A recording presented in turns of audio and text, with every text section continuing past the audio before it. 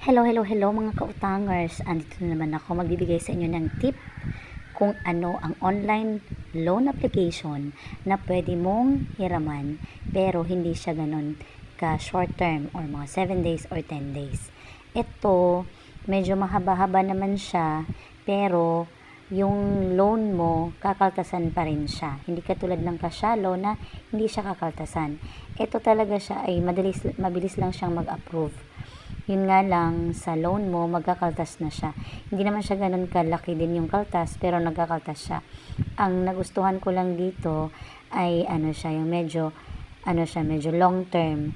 Abot siya ng mga hahatiin siya sa dalawa yung pagbabayad mo. Pwedeng bayaran mo siya after 14 days or pwede mo siyang hatiin.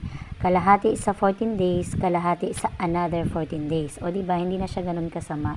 Hindi katulad nung ibang mga online loan application na kailangan mo siyang bayaran within 7 days, wala pang extension.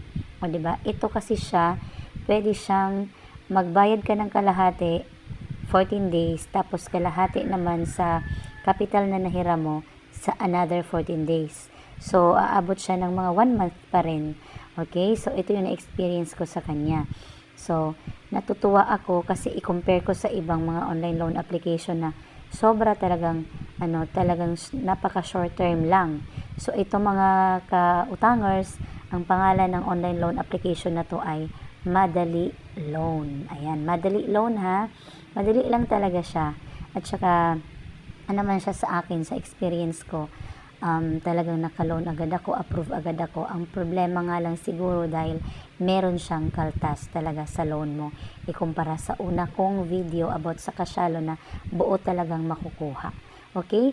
So, kung gusto niyo pong mag-try mag-loan sa Madali Loan, yun lang po yung masasabi ko. Pero again, disclaimer, hindi ko po kayo ini-encourage na mangutang sa online loan application kasi talaga namang masakit sa ulo, di ba? It's up to you lang kung may mga in case of emergency kayo na wala kayong malapitan, yun lang yung maibigay kong idea sa inyo.